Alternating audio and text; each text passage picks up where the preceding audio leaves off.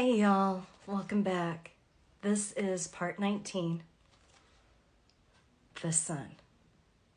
Now when you see this card in your tarot spread, this is great news. It means material happiness, contentment. No more doubts, no more worries. The sun is shining, it's a new day. So we're using a magic square for our layout. Looks like this. It's a 3x3. And so far we've put in 4 cards. But let me show you what it looks like.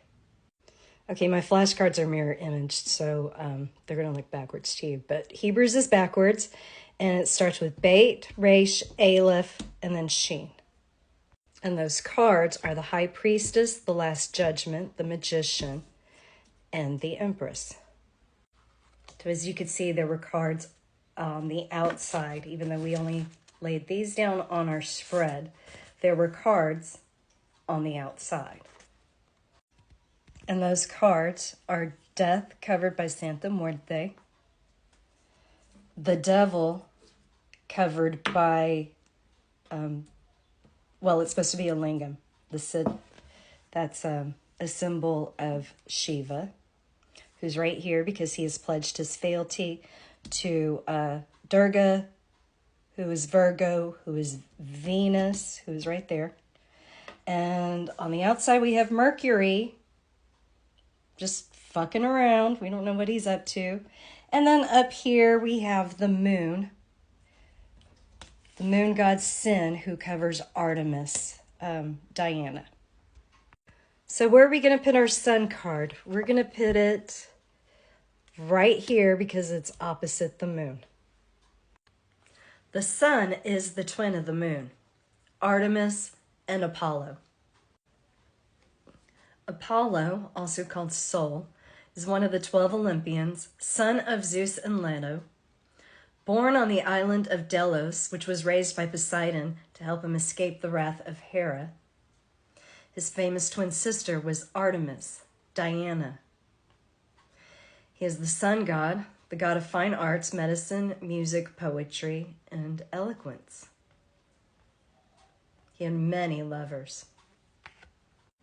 His Colossus was one of the 7 wonders of the ancient world. Edith Hamilton's mythology has this to say of Apollo. He is the son of Zeus and Leto, born on the little island of Delos. He has been called the most Greek of all the gods. He is a beautiful figure in Greek poetry, the master musician who delights Olympus as he plays on his golden lyre. The lord, too, of the silver bow, the archer god, far shooting, the healer as well, who first taught men the healing art. Even more of these good and lovely endowments, he is the god of light, in whom there is no darkness at all, and so he is the god of truth. No false word ever fell from his lip. Delphi, where Apollo's oracle was, plays an important part in mythology. Castilia was its sacred spring. It was held to be the center of the world, so many made pilgrimages to it. The answers to the questions asked by anxious seekers for truth were delivered by a priestess who went into a trance before she spoke. The trance was supposed to be caused by a vapor rising from a deep cleft in the rock over which her seat was placed. A 3-legged stool, the tripod. Apollo at Delphi was a purely beneficent power, a direct link between gods and men, guiding men to know the divine will, showing them how to make peace with the gods. The purifier, too, able to cleanse even those stained with the blood of their kindred.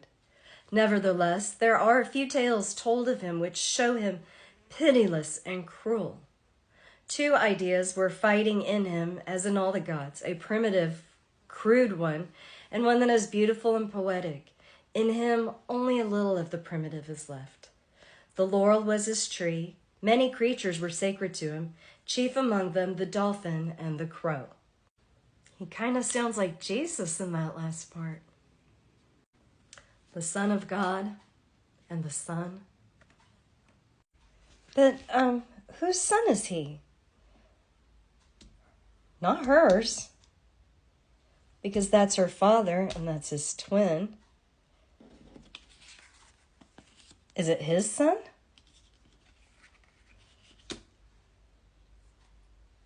Where are his parents?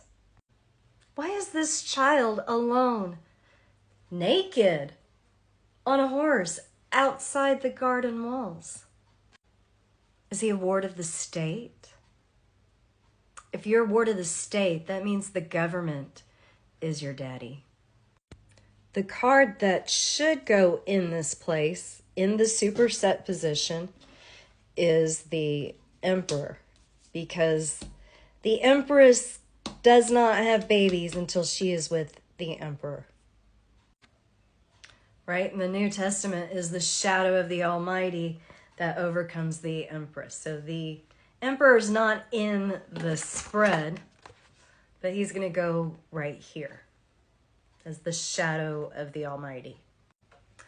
This is a man who is in control. Like the magician, he's in control of himself.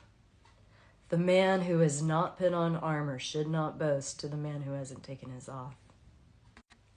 And he's a jealous God. So you're gonna have to find a different wet nurse for this baby, because you're not getting close to the Empress. From whence came this child?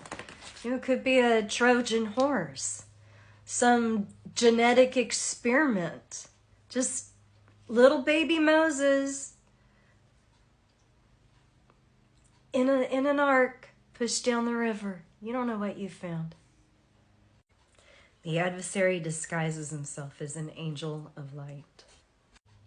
So when you see the Sun card, it's no more doubts, no more worries, material happiness, contentment. Just get on the right wavelength.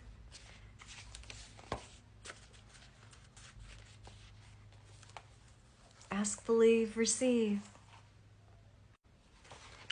Well, the reverse key might be more true. There's a need for a realistic outlook on life. Be perfectly honest with yourself. Stop daydreaming and put some effort into reaching your goals. Depression or failure is not for you. Now, the Emperor is a crowned monarch.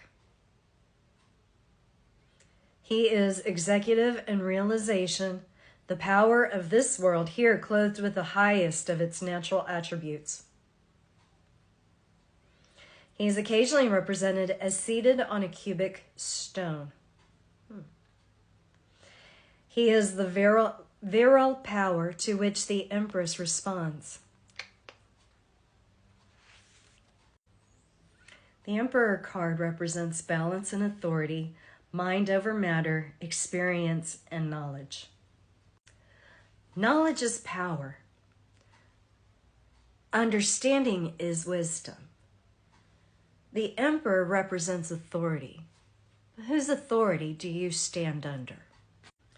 Do you view the state as your husband and father figure? Are you following a false light?